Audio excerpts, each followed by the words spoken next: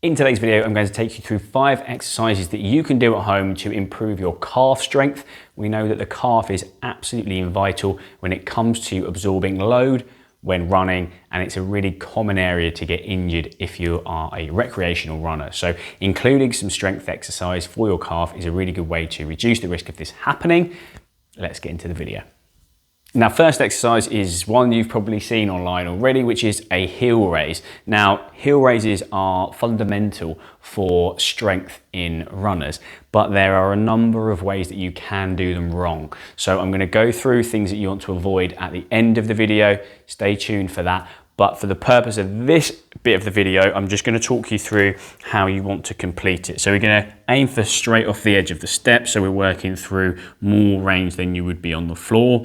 And you want to make sure you're doing it nice and slow, nice and controlled. And the aim is you're trying to work through as much range as you possibly can. So your heel is dipping below the edge of the step and it's coming all the way up until you're right onto the balls of the foot and that sort of first and second toe. And you want to make sure that tendon has time under load so that when you're running, we've conditioned it to endure that load capacity. Now we're going to do a different type of heel raise this time. We're going to do a heel raise that biases your soleus. So I'm not sure if you knew already, but you've got 2 different muscles in your calf. One is the gastrocnemius. That's the one that you can see with the kind of 2 heads as you go up and down in someone with probably a more well-defined calf than mine. So on a well-defined calf, you can see those 2 heads of the gastrocnemius. That crosses both the knee joint and it also crosses the ankle joint. So you're targeting that muscle when you do your heel raises with a straight knee. Now your soleus sits underneath your gastrocnemius and that does not cross both joints. It only crosses the ankle joint. It does not cross the knee joint. So in order to bias this muscle, which is absolutely integral when it comes to absorbing load when running, you have around 6 to 8 times your body weight going through your soleus when you run. So you really need to make sure that it is included as part of your strengthening program. You need to complete your heel raises with a bent knee. Now I'm going to do them off the edge of the step. I am going to do them on 2 legs as opposed to 1 because typically you will find it harder. So what you're going to do is just have some slack in the knee. So come into a slightly bent position with both knees and you're going to come all the way up and then all the way down. And you can probably see that mine are shaking, which is a sign of fatigue already. So very naughty, not practicing what I preach as I should.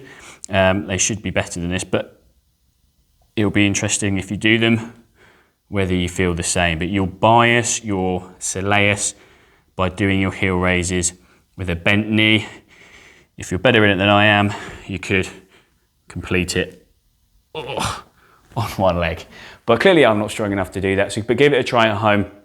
Work out if you can do your adequate reps and sets. So aim for around 3 lots of 10 if you can. And that's not hard work on 2 legs. Just move on to 1 leg.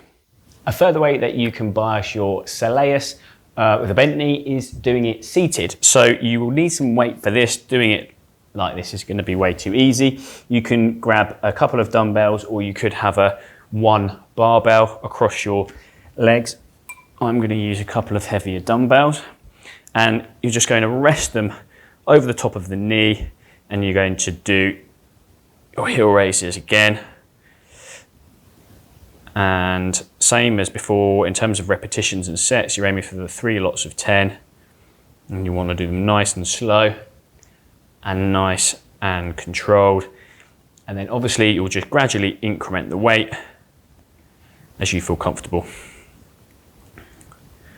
And again, working through as much range as you can, rolling right up onto the balls of the foot and that first and second toe.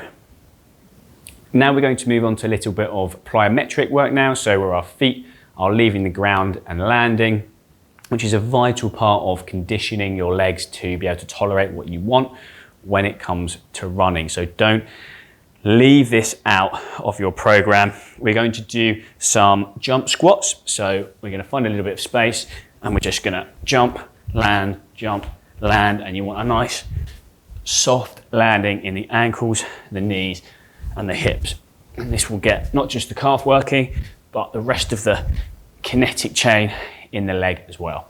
The next plyometric exercise we're going to go through is a bit more calf specific, and it's a pogo jump. So you're going to start off with your hands by your hips and you're just going to keep your knees straight. Try not to do too much with the knees. You want all that movement coming from the ankle. So you're going to just bounce like so.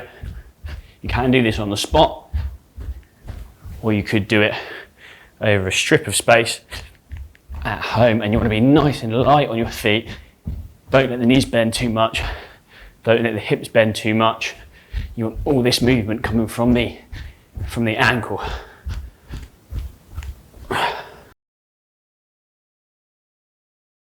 Now, I did say if you stay tuned until the end of the video, I would take you through some compensatory strategies that you want to avoid when doing your heel raises.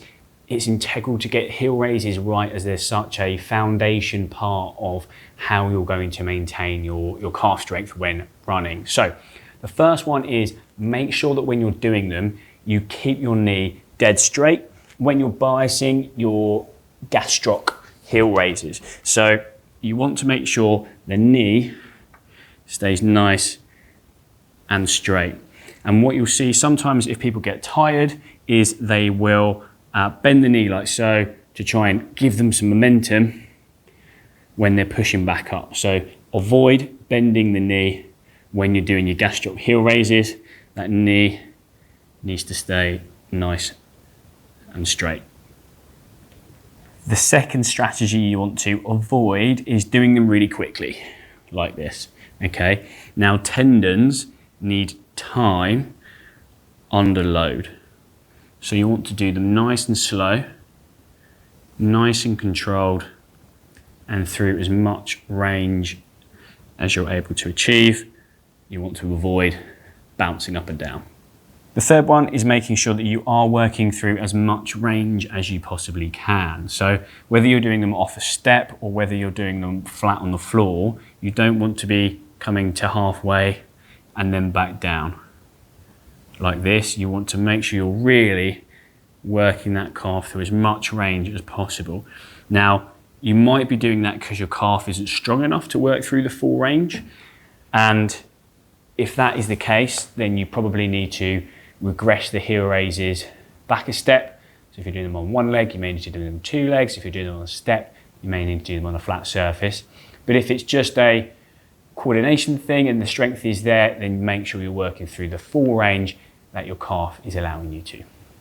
I really hope you found that helpful. If you did and you want even more free help, then there are a couple of completely free guidebooks below in the description for knee pain and hip pain if you have any running related niggles in those areas. And if you do and you want some more bespoke help, I do see a very small amount of private patients weekly, both online and face-to-face. If you're interested in that, you can have a look at that in the description below. And if you've enjoyed the video, please do like and subscribe. It means more people will see the content that you found helpful. And whilst you're doing that, I'll see you in the next one.